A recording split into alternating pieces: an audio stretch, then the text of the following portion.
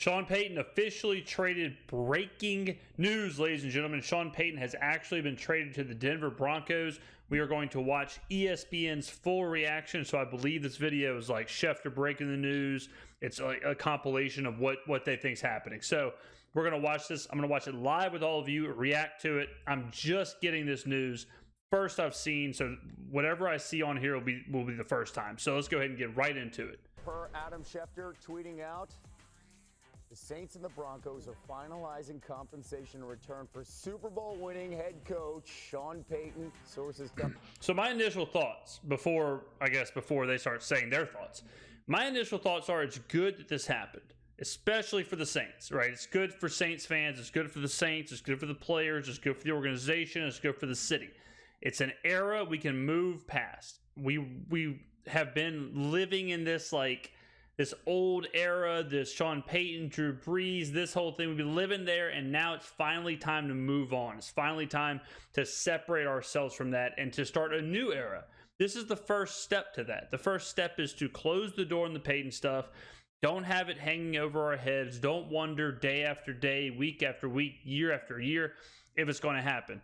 Get compensation back for them and then move forward. I think this is great. I mean, love Sean Payton. I'm happy for what he did to the city, but it's more important that we get compensation, and right now is absolutely the peak of when he will be the most valuable.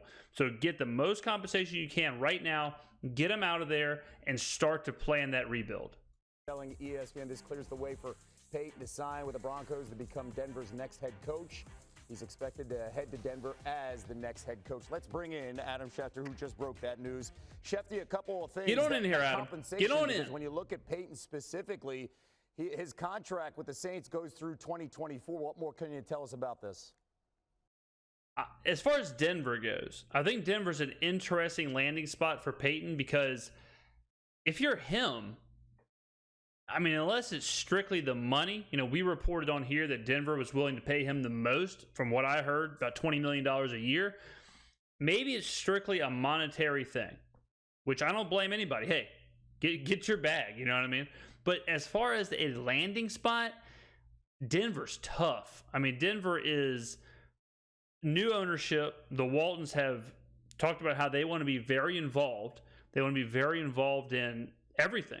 So I would think Sean is not going to have as much control as he had in New Orleans. As far as the roster, you've got Russell Wilson coming off of the worst year of his career by far. Who knows how much Russell has left in the tank? And you have a team that's devoid of any draft picks. I mean, you're losing even more draft capital with this pick. So tanking and all that stuff's not an option. You're tied to a huge contract with an aging Russell Wilson. Oh, and you're in the same division as Patrick Mahomes, and now you're in the same division as Justin Herbert. I mean, none of this is easy. Oh, and if you come out of this division, you're in the same conference as the Bills, the Bengals, teams like that. So really stacked here against Sean Payton. Tough. I mean, I think Denver was probably one of the few spots where he could have gone when it was all said and done at the end there. So since there was such a small pool of teams he could have actually went to, I'm glad he just ended up somewhere. Well, yeah, they got to finalize the deal with him first, right? Essentially, the Saints. How about this monitor they're bringing in here? In place, and hold on, right now we're waiting for this. And so they're discussing these packages, but it looks like right now it's going to be Denver's first-round pick in 2023, and next year's second-round pick for Payton and the Saints' 24 third-round pick. So basically, hold on. Schefter is going through it, man. Schefter's in a damn Kmart parking lot trying to put together this news. Coming in right now. I love this. I love when Adam works. So basically, it's the first this year for Denver. Denver trades its first and second-round picks to New Orleans for Payton and the Saints' third in 24.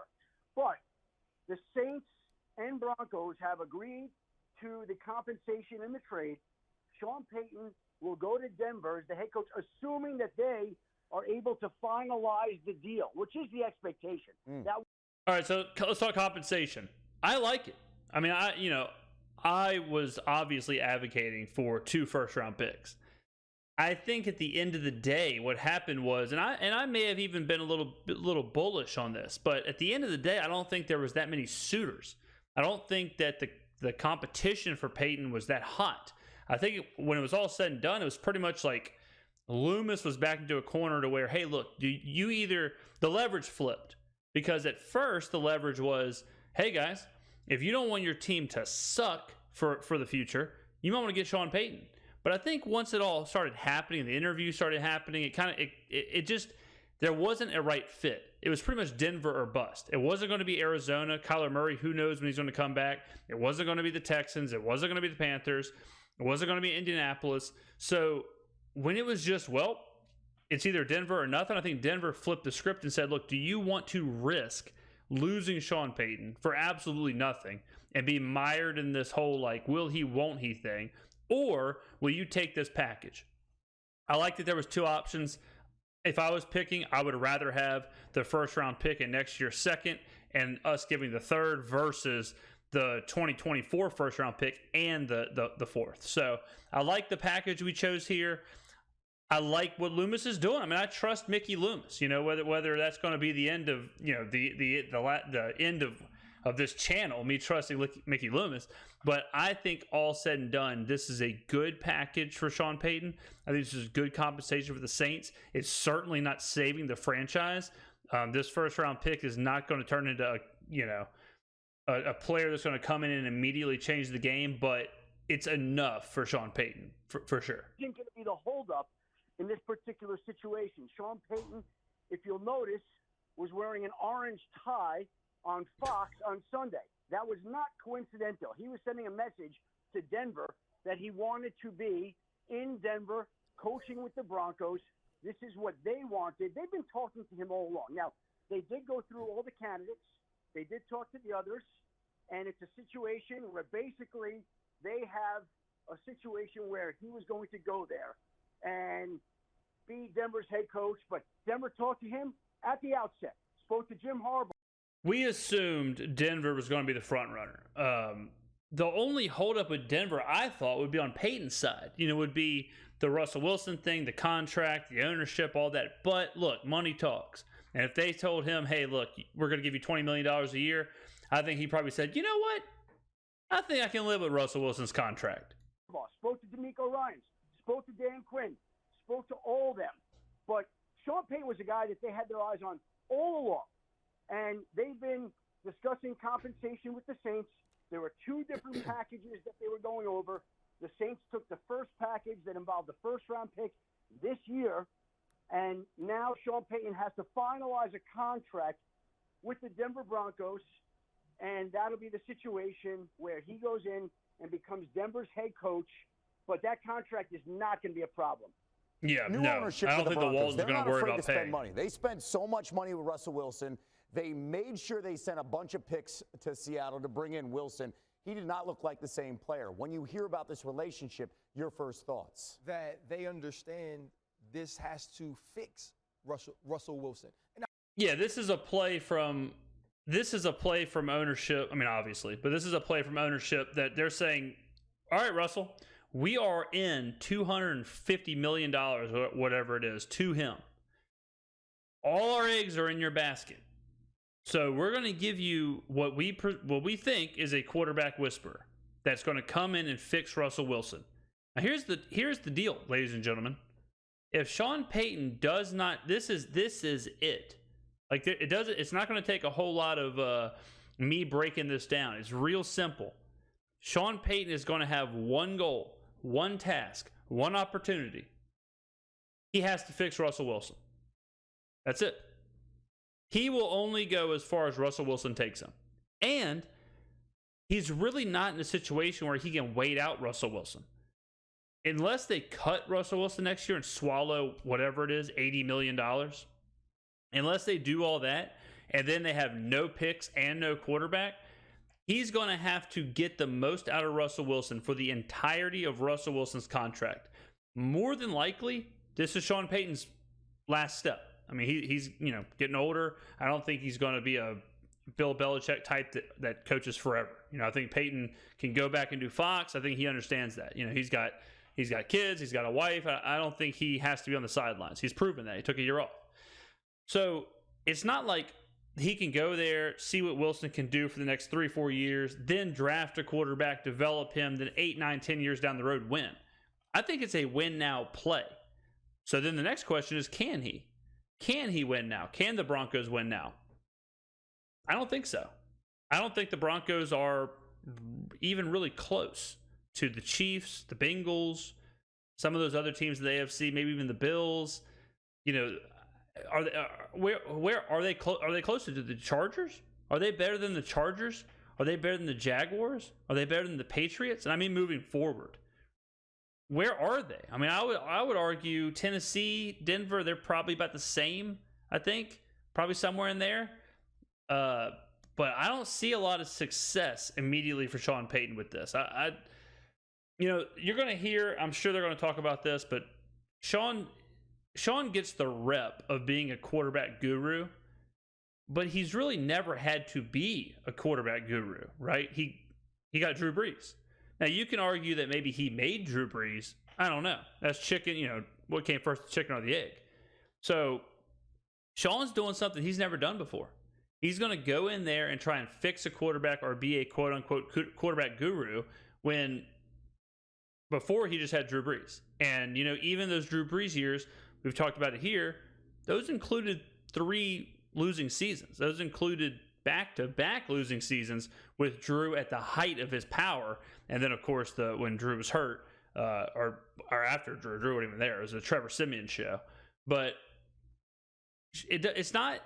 I think people are giving Sean this like mystique, and I think Sean offensively very creative, no doubt about it. But there were bad times with Sean, game planning, and there were times where it wasn't magical. So the idea that Sean's going to go to Denver, Russell Wilson's going to be an MVP, and they're going to win the division and over Patrick Mahomes and over a surging Chargers team, I don't think so.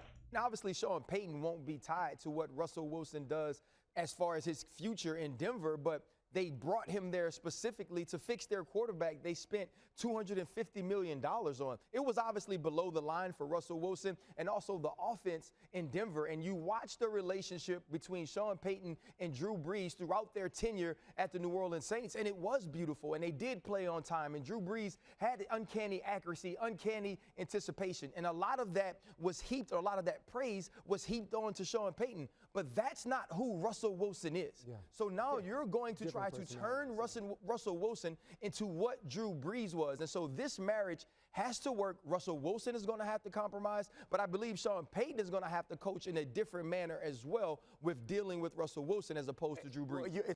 Yeah, for sure. And something else that needs to be talked about is there is more to sports or the NFL or whatever. There's more to it than just X's and O's.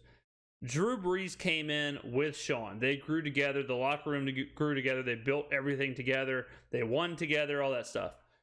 Russell lost the locker room last year. We saw that on the sidelines. We saw linemen, defensive players yelling at Russell. We saw Russell, kind of being made fun of in the media. We saw him kind of being goated as being cheesy. He's way into the back end of his career. So as far as changing who Russell Wilson is, that's probably not going to happen. Russell is changing for the worse. Russell is aging, physically he's losing things, but also he's losing the whole OMG, it's Russell Wilson. If he has lost that locker room, I don't care how creative Sean Payton is offensively. If he's lost those players, there's nothing Sean can do to fix that, right? So that's another wrinkle into this, that Russell can't be Drew Brees because Drew Brees never had the issues that Russell has. Drew Brees wasn't, by the time Drew got old and by the time Drew physically fell off, he was out. He was retired. It was over with. Russell is there. Sean Payton isn't a chiropractor, right? Sean Payton's not a time traveler. He can't give you 2012 Russell Wilson. He can't give you 2015 Russell Wilson. All he can do is take 2023 Russell Wilson and see what he can make out of that. He ain't going to make Russell Wilson faster. He ain't going to make Russell Wilson be able to throw the ball deeper or harder or stronger. He's not going to be able to make Russell Wilson more quick. Russell Wilson is just who he is now. And people from what I saw last year, we broke down a lot of Broncos games here on the channel. From what I saw last year, Russell lost a tremendous amount of his legs. His escapability, his willingness to run, his all that stuff in the pocket has gotten way worse. He was missing a lot of throws, just like mental errors. I don't know how much that's the scheme and all that, but physically, to me, you can tell Russell took a step back. It's funny you bring up, specifically this Drew Brees comparison, because when Russell was coming out in the draft, everybody's like, he is Drew Brees size-wise, but a completely different player. Mentality. Completely different, yeah. Completely different player from Russell Wilson back in the day to who Totally he is different. right now. I think it's about personality is what RC is getting to, because Sean Payton was mentored by Bill Parcells. And Bill Parcells used to have this thing about celebrity quarterbacks and quarterbacks that craved the attention, craved the fame, craved that everything that went along with the game rather than what the game is all about. I think that's where Russell Wilson has sort of strayed to. So Sean Payton, he's going to walk into this situation and sit down with whoever was there, and you're telling me it was like what? You're telling me he was doing what?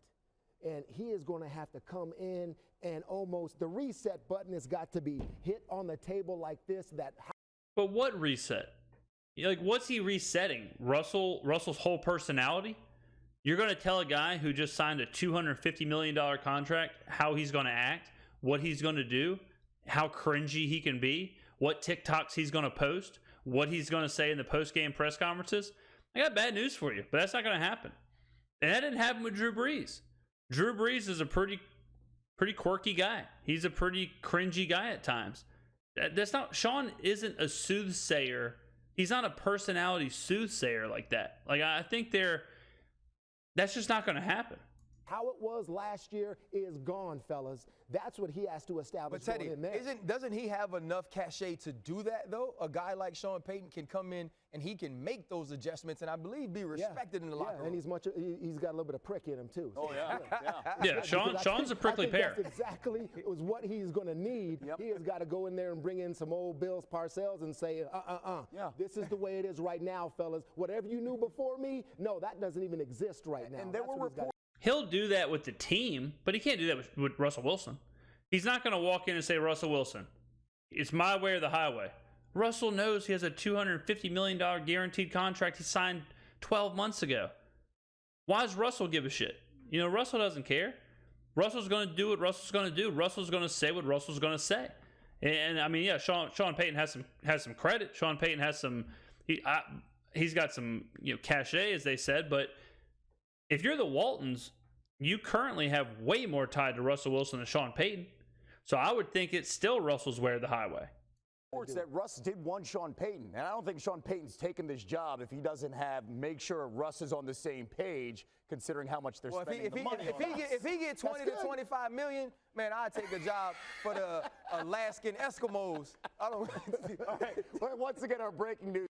Yeah, I think me, Ryan, and Teddy are saying the same thing. They're saying something differently, but all three of us together are saying the same thing. Teddy is saying he ain't going to walk in and change Russell Wilson. Ryan is saying, I don't think Sean really cares. I think Sean's just taking a job to take a job.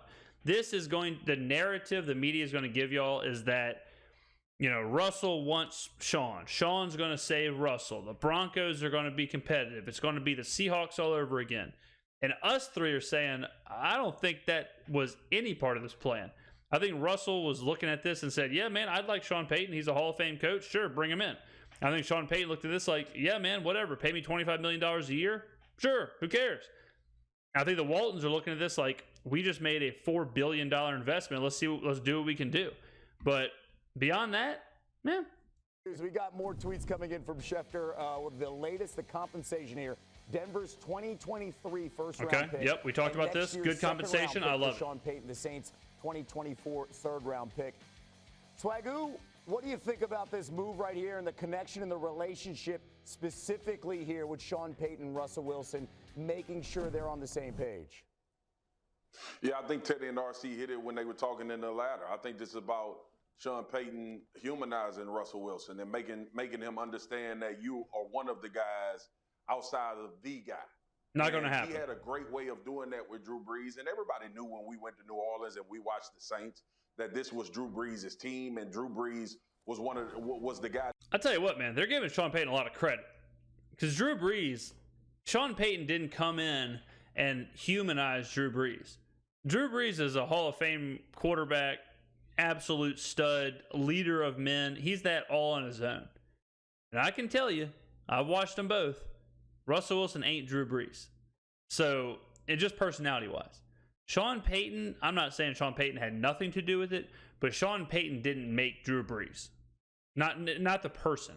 That stood head and shoulders above Hall of Famer. But when you got around that team and when you talked to Sean, and I know Sean well, he would always talk about, man, Drew is one of these dudes. And you got 3 defensive guys on this show today. When the quarterback is one of the dudes, we play better on our side of the football. Right. And we have a different type of respect for what they do at the quarterback spot. And I think, look, all of that stuff coming out about Russ having his own office and kind of everybody was like, why would guys be up in arms in this? It's not necessarily that Russ wasn't a teammate and guys didn't like him. Any type of separation excludes you from what we are dealing with in the locker room. You know what separates you? When you sign a $250 million guaranteed contract and you're married to Sierra and you're doing cringy ass press conferences and you're saying cringy ass things and you're posting cringy ass TikToks and you're on bad Subway commercials and you're dressing like a clown. That is what separates you. And that is what's going to continue. If you think Sean Payton is going to have the finger on the pulse of Russell Wilson's cringy ass TikTok, it's not going to happen. And it doesn't matter if you there every day. It's like being a part of a family, but you abide by completely different rules. And everybody knows that the quarterbacks have different set of standards, and they can do things differently and more leniency. But the more and more you can make those guys one of the 53, then the team becomes better psychologically. I think Sean will do that with Russ. Not going to happen. And to RC's point, he has the cachet. And the other thing, in reality, Sean can look at Russ and literally tell him if Russ don't want to go alone, I'll be here long after you gone. Guys, when you look at compensation, I don't think he will. With the Broncos, they have committed and sent 3 first-rounders, 3 second-rounders, a ton of assets, and committed a ton of money to Russell Wilson. I imagine Sean Payton just for 2 guys. I don't even. So the Rams just did this. We just saw the Rams do something like this with what they gave up for Stafford and Jalen Ramsey and all that. If the Rams would not have won that Super Bowl, let's say they get beat in the Super Bowl, it is an unmitigated disaster. The Rams could not be in a worse spot roster-wise, pick-wise, financials, all that stuff. But they got the Lombardi, so it's okay, right? But if they wouldn't have got that, and I think you're about to see with Denver what it looks like when you don't get that Lombardi. Denver is all in. And does anyone think, let me know in the comments below, does anyone think that Denver is, I'm just going to throw a number out there. Does anyone here, put in the comments, is Denver a top 5 team in the NFL going into next season? Are they, I'll repeat myself, are they a top 5 team going into the NFL season next year? I would say no. So they're not even really close to this whole like all-in window thing. They just got to be a playoff team. But you don't send this many picks, spend this much money, and tie yourself to 2 dudes to just be a playoff team. Is Denver better than Dallas? I don't know. Is Denver better than Green Bay? If Aaron Rodgers goes to the Jets, is Denver better than the Jets? Is Denver better than Minnesota? Denver's not better than Philadelphia. Denver's not better than San Francisco. I'll tell you that. Denver's not better than Cincinnati. I mean, I think there's going to be a rude awakening in Denver. I don't even care if I'm a player there. If I'm a player there right now and I hear about this signing, I'm just like, let's go. Yeah. Finally, okay? Because I can imagine watching Nathaniel Hackett as a head coach. If I'm a 10-year player, I'm a 12-year player, and I know how this is supposed to go. And it's like, Coach, what are we doing? Okay? And so now, give me a guy that's got some guts that's going to come in here and do the right things. It's firing me up as a player. I'm fired for those Denver Broncos, fired up for them because it's like, yeah, you got your guy, someone that's going to do the right thing. things. Yeah, and I think, when listening to Teddy, I think about Ryan Clark in year 10. And if you had a coach that you felt like, I know more than you, that when it's 4th and 5, we're going to decide to kick a 61-yard field goal when we just signed Russell Wilson, that when we get in the red zone, we're going to make decisions to go straight to the pass when the pass hasn't been working and we need to run the football. You see all of those things as a player, and especially when you play defense, you get upset, right? If I go out and I'm Justice Simmons and I make a pick, and by the time I sit down and I look at the little board and they give me a sip of water, they hollering punt team, right? I got an issue with that. And so Sean is going to fix some of the game problems they're talking about with Hackett, but what's going to happen when that first game Russell throws 3 picks? Or what's going to happen when they lose that first game because Russell fumbles the ball or something? What's going to happen when they're 0-2? I understand the hype. I understand the excitement level to be like, we got our guy, let's go. But doesn't that kind of wane if the same issues from last year with Russell Wilson? What if he gets a year worse? I mean, like, what if he ages more? What if he's even worse? I think they're asking a lot of Sean Payton to come in and fix things that I just don't think he can fix. Now, when you have a guy like Sean Payton has a level of respect before he walks into the building. And then every day that he displays that coaching wisdom and that coaching experience, that coaching IQ, you go to yourself, you know what? This is what it's supposed to look like. Now we got to change. He walks into the room and he is him. You know that about Sean Payton. I felt the Jerry Jeudy energy here, the frustration. If you're a player, you're like, what are we doing? I don't know, guys. I think I'm as far as Payton and what he can do in Denver, I'm a little torn. As far as the Saints go, as a Saints fan, as a supporter, as someone who covers the team, basically, I'm happy. You should be happy. If you're a Saints fan watching this, which I know a lot of you are, you should be happy. Know that. You should feel confident that we got this done. This certainly does not mean next year we're going to be back to 12 wins. Certainly doesn't mean that this pick that we're getting has to be a home run.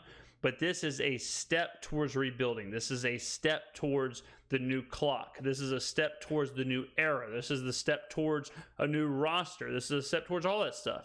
So this is great for Saints fans. Great news. We'll obviously be reacting a whole lot more to this. So see you in the next one. Thank you very much for watching.